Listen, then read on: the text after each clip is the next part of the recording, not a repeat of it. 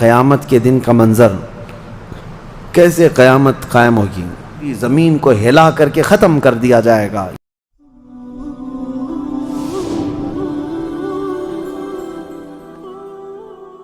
سورہ زمر میں اللہ تعالیٰ فرماتا ہے قیامت کے دن کا منظر، کیسے قیامت قائم ہوگی۔ وَنُفِخَ فِي الصُّورِ فَصَعِقَ مَنْ فِي السَّمَاوَاتِ وَمَنْ فِي الْأَرْضِ إِلَّا مَنْ شَاءَ اللَّهُ، سور پھونکی جائے گی۔ ہوگا کہ ایک وقت آئے گا اس کا جب دنیا اینڈ ہونے والی، ختم ہونے والی۔ سائنس بھی آج اس بات کو تسلیم کر رہا ہے کہ یہ جو سولار سسٹم ہے اس کی ایک عمر ہے، اس کی ایک ایج ہے، اس کے بعد یہ ختم ہونے کے قریب آئے گا۔ تارے اپنی اپنی عمر مکمل کر کے بلیک ہولز میں جا رہے ہیں۔ گیلیکسی کے اندر جو سٹارز ہیں ان کی عمر ایک لیمیٹڈ عمر بتائی جا رہی ہے، اس میں سورج کی بھی عمر ہے، چاند کی بھی عمر بتائی جا رہی ہے۔ یہ سائنس کی باتیں ہیں، لیکن اللہ نے قرآن میں فرمایا چاند اور سورج یہ ٹکرا دیے جائیں گے، تارے ایک دوسرے سے سب ٹکرا دیے جائیں گے۔ اذا الشمس کورت واذا النجوم انکدرت، 30ویں پارے میں اللہ تعالیٰ نے اس میں فرمایا جب سورج کو یعنی ٹکرا دیا جائے گا اور ستارے آپس میں ٹکرا دیے جائیں گے اور سورج کالا ہو جائے گا، یعنی کچھ نہ کے برابر رہ جائے گا قیامت کے قریب۔ وَإِذَا الْجِبَالُ سُيِّرَتْ، اور پہاڑ جو ہے نا اڑا دیے جائیں گے اور سمندروں میں آگ لگا دی جائے گی، زمین پوری ختم کر دی جائے گی۔ اور سورہ قارعہ میں آپ نے پڑھا ہوگا یوم یکون الناس کالفراش المبثوث وتکون الجبال کالعہن المنفوش، تم لوگوں کو دیکھو گے کہ پتنگوں کی طرح سے اڑ رہے ہوں گے، اور پہاڑوں کو دیکھو گے کہ روئی کا پھا جو ہوتا ہے، روئی کا پہا، اس طرح سے پہاڑ بکھر چکے ہوں گے۔ اور اس کے بعد یہ قیامت جو آنی ہے اس کا یعنی پروسیس کس طرح سے، شروعات کیسی ہوگی، وہ ایک لمبی گفتگو ہے۔ مختصراً عرض کرتا ہوں کہ آیات حضور اکرم صلی اللہ تعالیٰ علیہ وسلم کی احادیث میں جو نشانیاں بیان کی گئی ہیں اس اعتبار سے قیامت کے قریب بڑی بڑی نشانیاں آئیں گی۔ دجال آئے گا، دابۃ الارض آئے گا، یاجوج ماجوج نکلیں گے، پھر اس کے بعد سورج پچھم سے نکلے گا۔ یہ سب بڑی بڑی نشانیاں ہیں۔ حضرت عیسیٰ علیہ السلام کا نزول اس سے پہلے، یہ سب ہو جانے کے بعد پھر روئے زمین پر سے مسلمان ختم ہو جائیں گے۔ پھر ایک وقت آئے گا کہ جب سب لوگ اپنے اپنے کاموں میں مصروف ہوں گے، کوئی کسی کو پڑی نہ ہوگی، اور پھر دنیا میں سب اپنے اپنے کاموں میں اس طرح سے مصروف ہوں گے، کوئی کپڑا کاٹ رہا ہے، کوئی دودھ دوہ رہا ہے، کوئی کھیتی باڑی میں ہل چلا رہا ہے۔ اللہ تعالیٰ قرآن میں فرماتا ہے کہ تم دیکھو گے ان زلزلۃ الساعۃ شیء عظیم یوم ترونھا تذہل کل مرضعۃ عما ارضعت وتضع کل ذات حمل حملھا، اچانک ایک سور کی آواز آئے گی۔ وہی سور آج ہم نے تلاوت میں پڑھا ہے۔ اسرافیل علیہ السلام اللہ کے ایک فرشتے ہیں، ایک باجے کی شکل کی چیز وہ لے کر کھڑے ہیں، وہ بجانا شروع کریں گے۔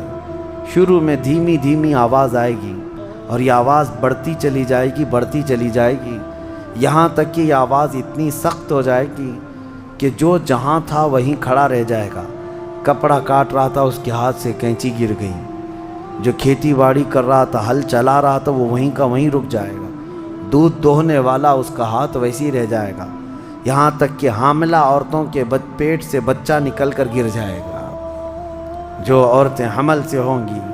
اور اس کے بعد پھر ایسی غشی، پھر سب پر موت طاری ہوگی اور زلزلے آئیں گے اور پوری زمین کو ہلا کر کے ختم کر دیا جائے گا۔ یہ قیامت ہے، یہ قیامت ہے۔ سور پھونکنے پر سارے انسان جتنے روئے زمین پر ہیں سب کے سب ختم ہو جائیں گے۔ اس کے بعد اللہ تعالیٰ فرماتا ہے ثم نفخ فیہ اخری، پھر دوسری بار سور پھونکنے کا حکم ہوگا۔ لیکن کیسے؟ سور جب حضرت اسرافیل علیہ السلام پھونکیں گے، پہلے انسانوں کی موت، پھر یہاں پر جتنی مخلوقات ہیں، جنات ہیں، جانور ہیں، سب کی موت، چرند پرند تو چھوڑے، نباتات، یہ پیڑ پودوں میں کی جان ختم، چاند سورج کو جب ختم کر دیا گیا تو پھر کوئی چیز ہی نہیں، ستارے، چاند، سورج سب، بلکہ اللہ تعالیٰ کے جتنے ملائکہ ہیں، جبرائیل امین علیہ السلام سے لے کر دوسرے ایک فرشتے تک، سارے ملائکہ کو بھی موت آئے گی، سب موت کے شکار ہوں گے، اور سارے جب انتقال کر جائیں گے تو پھر بچتا کون ہے؟ صرف حضرت اسرافیل علیہ السلام، جنہوں نے سور پھونکا۔ اب ان کو سور پھونکنے کا حکم جو تھا وہ کہا جائے گا روک دو آپ، پھر اللہ تعالی حضرت اسرافیل علیہ السلام کو بھی موت طاری کرے گا، اور روح نکالنے والا فرشتہ کون ہے؟ ملک الموت اسرائیل علیہ السلام۔ اب تک یہ سب کی روح نکال چکے ہوں گے، اور پھر اللہ تعالیٰ اسرائیل علیہ السلام کی بھی روح نکال دے گا۔ اسرائیل جو سب کی روح نکالتے ہیں، ان کو بھی موت ہے، ان کو بھی موت ہے۔ اور پھر ہم نے پڑھا کل شیء ہالک الا وجہہ، ہر شے فنا ہو جائے گی سوائے رب العالمین کے۔ کل من علیہا فان ویبقى وجہ ربک ذو الجلال والاکرام، جو کچھ بھی ہے سب فنا ہو جائے گا، تمہارے رب کی ذات صرف باقی رہے گی، کوئی نہیں باقی رہے گا۔ پھر جب مولا کی مرضی ہوگی، رب تبارک و تعالیٰ دوبارہ اسرافیل علیہ السلام کو اٹھائے گا، اسرافیل علیہ السلام دوبارہ اٹھیں گے، اور پھر ان سے کہا جائے گا دوبارہ سور پھونکو، پھر سے پھونکو۔ اب جب دوبارہ حضرت اسرافیل علیہ السلام سور پھونکیں گے تو یہ زندگی کا سور ہے، پہلے والا یہ نفخہ اولا اس کو کہتے ہیں، وہ موت کا تھا، اور نفخہ ثانیہ حیات کا ہے، زندگی کا ہے۔ اب رب تعالیٰ نے جو وعدہ فرمایا تھا کہ ہم تمہیں موت کے بعد دوبارہ اٹھائیں گے، یہ وعدہ اس وقت پورا ہوگا۔ اب دوسرے مرتبہ جب سور پھونکنا شروع کرتے ہیں اسرافیل علیہ السلام، کتنے انسان آئے گئے، آدم علیہ السلام سے لے کر قیامت تک، سب وہ زمینوں میں جہاں کہیں ہوں گے، کسی کو جلا کر ختم کر دیا گیا ہو، کسی کو جانور کھا گیا ہو، کسی کو پانی میں ختم کر دیا ہو، کسی بھی طرح سے، لیکن مولا تعالیٰ سب کو اٹھانے والا ہے۔ لیکن فرمایا حدیث پاک میں ہے کہ یہ دوسری سور پھونکنے کے بعد سب سے پہلے روئے زمین پر جو اٹھیں گے وہ محمد الرسول اللہ کی ذات۔ میرے آقا صلی اللہ تعالیٰ علیہ وسلم فرماتے ہیں میں اپنی قبر سے اٹھوں گا سب سے پہلے، اور محشر کے میدان کی طرف جو حضور جائیں گے تو فرماتے ہیں حضور صلی اللہ علیہ وسلم اٹھیں گے، ان کے بعد ابو بکر صدیق، ان کے بعد عمر فاروق رضی اللہ تعالیٰ عنہ، پھر ساری کائنات کو اللہ اٹھائے گا۔ اور جب رسول کریم صلی اللہ تعالیٰ علیہ وسلم فرماتے ہیں میں میدان قیامت میں اس حال میں آؤں گا کہ میرا ایک ہاتھ ابو بکر کے کندھے پر ہوگا، دوسرا عمر ابن خطاب کے کندھے پر ہوگا۔ یقیناً وہ اس دن کے دولہا ہے، قیامت کا منظر ہے جب رسول کریم صلی اللہ تعالیٰ علیہ وسلم تشریف لائیں۔ اور اس کے بعد رب تعالیٰ نے فرمایا، سورہ زمر میں 2 آیتیں آئی ہیں، وَسِيقَ الَّذِينَ كَفَرُوا إِلَى جَهَنَّمَ زُمَرًا، اب جو کفار تھے ان سب کو کھینچ کر کے لایا جائے گا میدان قیامت میں۔ پہلے تو میں آپ کو بتا دوں پوری تفصیلات قیامت کے میدان میں، اس کے بعد ان آیتوں کی تفسیر پر آتا ہوں۔ پھر جب سب کو اٹھا دیا گیا تو ایک زمین ہوگی، اب وہ زمین کہاں ہوگی وہ اللہ بہتر جانتا ہے کس جگہ، کیونکہ یہ زمین ہے ہی نہیں، یہ آسمان ہے ہی نہیں، تو پھر اس وقت بنے گا کیا یہ اللہ ہی بہتر جانے۔ کہاں بنے گا، کس طرح بنے گا، اس میں ہم نہ سوچ سکتے ہیں نہ مثال دے سکتے ہیں۔ اب آپ مجھے بتاؤ، یہ جو زمین جس پہ آپ بیٹھے ہیں یہ ختم ہونے والی، کیا رہے گا نیچے؟ آسمان جو دکھ رہا ہے یہ بھی ختم ہونے والا ہے، پھر کیا رہے گا اوپر ہمیں نہیں معلوم، لیکن اللہ کریم ایک زمین بنائے گا جس کے متعلق کہا گیا وہ تانبے اور پیتل سے بنی ہوئی ہوگی، یہ مٹی والی زمین نہیں۔ اور پھر اس کے بعد سورج کو پھر دوبارہ زندہ کیا جائے گا، اور سورج کو سب کے سروں پر لا کر کھڑا کر دیا جائے گا۔ اب وہ زمین اور جس میں سارے انسانوں کو جمع کر دیا گیا ہے، آپ اندازہ کریں وہ زمین میں نہ کوئی عمارت ہوگی نہ درخت ہوگا، وہ بالکل فلیٹ زمین ہے، صرف میدان ہی میدان ہے. ایسا نہیں ہے کہ یہاں پر کوئی میدان اور تھوڑی دور کے بعد کوئی عمارت دکھے گی یا کوئی درخت دکھے گا یا کوئی پہاڑ، نہیں، کچھ نہیں، صرف سیدھی زمین. اسی لیے کہ وہاں تم 500 سال بھی اس میدان میں بھاگتے رہو گے تو سائے کے لیے ایک پتا بھی نہیں ملے گا، ایک پتا بھی نہیں، کہاں سایہ حاصل کر سکو. لیکن کچھ خوش نصیبوں کے لیے اللہ نے فرمایا کہ عرش کا سایہ انہیں اللہ عطا فرمائے گا. وہ کون لوگ ہیں؟ ان میں کئی لوگ ہیں، جس میں سے ایک ہی میں بتاتا ہوں. رجل تعلق قلبہ بالمساجد، وہ ایسا آدمی جس کا دل مسجدوں میں لگا ہوا ہے، قیامت کے دن اسے اللہ عرش کا سایہ عطا فرمائے. آپ کی نماز ہو گئی، بیٹھے کیوں ہیں؟ نماز ہو گئی، نماز کے بعد چلے جانا چاہیے، لیکن تمہارا دل مسجد میں لگا ہوا ہے. انہی لوگوں کی فضیلت میں ہے جب قیامت کے دن کوئی سایہ نہ ہوگا، ان لوگوں کے لیے اللہ عرش کا سایہ عطا کرے گا. اب یہ جو سارے لوگ جمع ہوں گے، کسی کو کچھ پتہ نہیں کہ ہونا کیا ہے، کسی کو نہیں پتا کہ کیا ہونا ہے. نفسا نفسی کا عالم ہے اور سب ایک دوسرے کو تک رہے ہیں. اب یہی مسئلہ ہے کہ سارے لوگ وہاں پہ، کفار بھی ہوں گے، مشرکین بھی ہوں گے، جتنی امتیں پہلے آئی تھی وہ بھی ہیں، انبیاء بھی ہیں، اولیاء بھی ہیں، صلحاء بھی ہیں، صحابہ بھی ہیں، علماء بھی ہیں، سب ہیں. لیکن کسی کو کچھ سوچتا نہیں کہ کیا کیا جائے. یہی بے خبری سے پوری مخلوق جو ہے انبیاء کے پاس جاتی ہے. انبیاء میں سب سے پہلے ابو البشر سیدنا آدم علیہ السلام سے کہتے ہیں سارے لوگ، آپ تو ہم سب کے باپ ہیں، ہمارے لیے اللہ کی بارگاہ میں سفارش کریں کہ کچھ ہمارے متعلق کیا حکم ہے وہ پتہ چل جائے، ہمیں کہاں جانا ہے، جنت میں یا دوزخ میں، یہ ابھی پتہ چل جائے، حساب بھی نہیں شروع ہو رہا ہے. تو آدم علیہ السلام نے فرمایا، وہ فرمائیں گے کہ اے لوگو جاؤ، اس لیے کہ مجھے ڈر ہے اللہ کریم کی بارگاہ میں نے جنت میں وہ ممنوع شجر کا جو پھل کھا لیا تھا، مجھے آج بھی اس کا احساس ہے کہ کہیں رب تبارک و تعالیٰ مجھے اس پر عتاب نہ فرما دے. جاؤ کسی اور کے پاس. جتنے نبیوں کے پاس یہ قوم جاتی تھی وہ انبیاء کرام یہ کہتے آج ہمیں خوف ہے اللہ کریم کی بارگاہ میں، وہ قہار ہے، وہ جبار ہے. اور میں نے آج ایک آیت یہ بھی پڑھی ہے سورہ مومن میں، اللہ نے فرمایا لمن الملک اليوم، اس دن یہ آواز آئے گی آج کی بادشاہت کس کی ہے، آج کی بادشاہت کس کی ہے. پھر اللہ خود فرمائے گا للہ الواحد القہار، ایک قہر کرنے والے خدا کی آج بادشاہت ہے.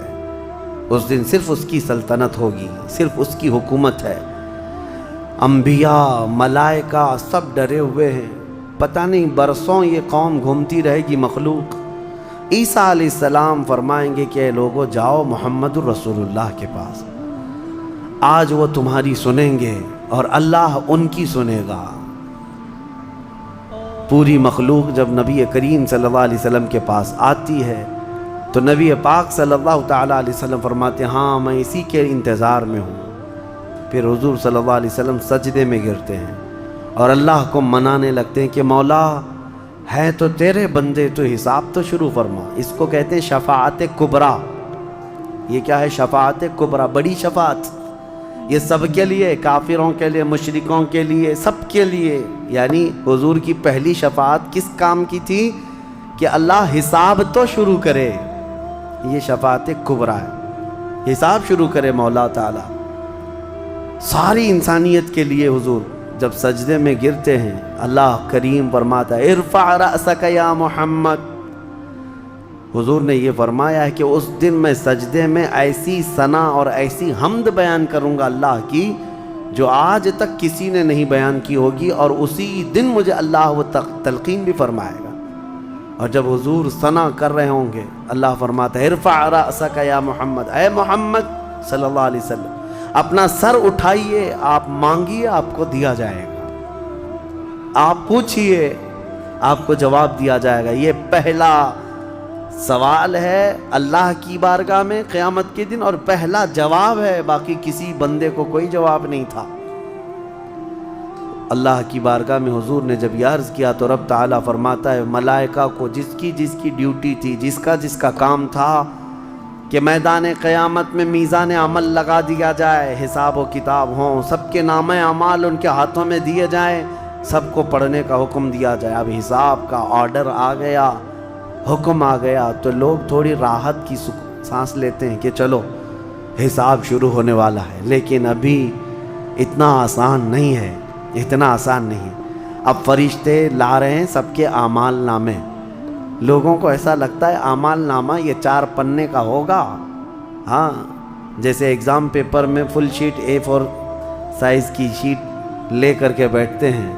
قرآن میں تو اللہ تعالیٰ نے فرمایا کہ جب نامہ اعمال فرشتے لے کر کے آئیں گے تو کتنے ہوں گے پتہ ہے؟ تمہاری نظر جہاں تک جاتی ہوگی وہاں تک صرف کتابیں تمہاری ہوں گی، صرف تمہاری کتابیں فرشتے لاد کر کے لا رہے ہوں گے۔ اس میں سب لکھا ہوگا، زندگی میں جتنی مرتبہ باتیں کیا تھا، جو کچھ بھی کیا تھا، سب ڈیٹیل ہوگا۔ اور ہر آدمی وہاں پکار کر کے کیا کہتا ہے؟ ما لہذا الکتاب لا یغادر صغیرۃ ولا کبیرۃ الا احصاها۔ اے اللہ تو کیسی کتاب بنا دیا، اس میں چھوٹی چیز بھی نہیں چھوڑی گئی، بڑی چیز بھی نہیں چھوڑی گئی، سب لکھ دیا گیا ہے۔ اور پھر لا کر کے تھما دیا جائے گا۔ یہ پہلی علامت ہے کہ جس کے سیدھے ہاتھ میں اس کے نامہ اعمال پکڑا دیے جائیں گے، فرمایا گیا اس کے لیے وہیں سے ہلکا پن ہے، بشارت ہے کہ آسانی ہوگی۔ اور جس کے بائیں ہاتھ میں فرشتوں نے پکڑا دیا تو سمجھ لو کہ اب لمبا اس کا وقت جانے والا ہے، حساب سخت ہونے والا ہے۔ یہ تو صرف پڑھ کے سنانا ہے اور اس کے بعد پھر پکڑ ہوگی کسی کام پر۔ یہ تو نے کیوں کیا تھا، اس کی وجہ بتا۔ یہ تو نے کیوں کھایا تھا، اس کی وجہ بتا۔ اس کے ساتھ ایسا کیوں کیا تھا، اس کا سبب بتا۔ صرف پڑھ کر کے سنانا نہیں ہے، جو کیا تھا اس کی وجہ بتانا ہے۔ اور جب وجہ کچھ نہ ہوگی، حکم آ جائے گا کہ انہیں اوندھے منہ کھینچ کر کے دوزخ کی طرف لے جائیں۔ یہ قیامت کے دن ہو رہا ہے۔